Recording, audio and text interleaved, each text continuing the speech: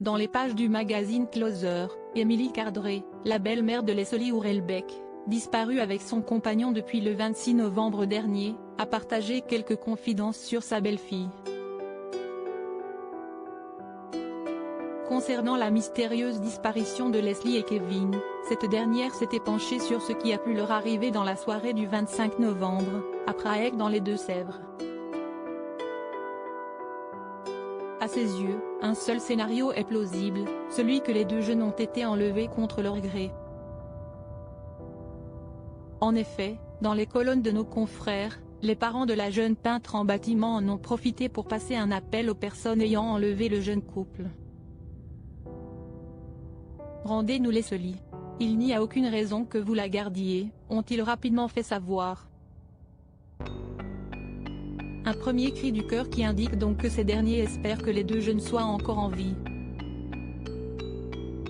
Seulement, les parents de Leslie ne se sont pas arrêtés là. Dans l'hypothèse où une potentielle rançon peut être exigée par les ravisseurs, le couple est actuellement prêt à payer les frais.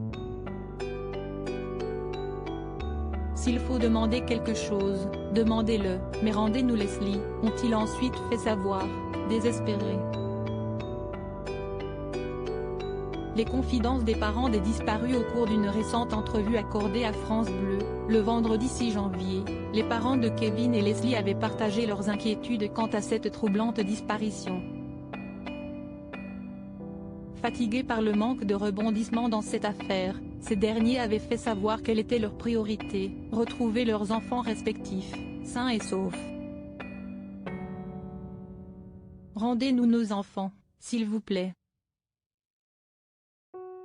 Nous voulons les retrouver au plus vite, avaient notamment fait savoir les parents de Kevin, Guy Trompa et Karine Pratt, sa belle-mère.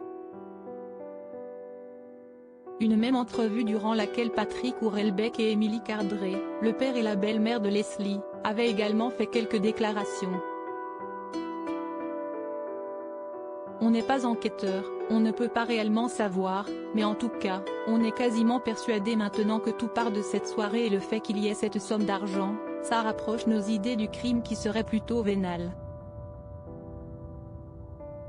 Ça, il n'y a pas à en douter, avait souligné Émilie Cardré, avant d'ajouter, cash, aujourd'hui, nous voyons notre fille plutôt comme un dommage collatéral, en fait. Et ça fait peur. Crédit photo, capture d'écran Facebook.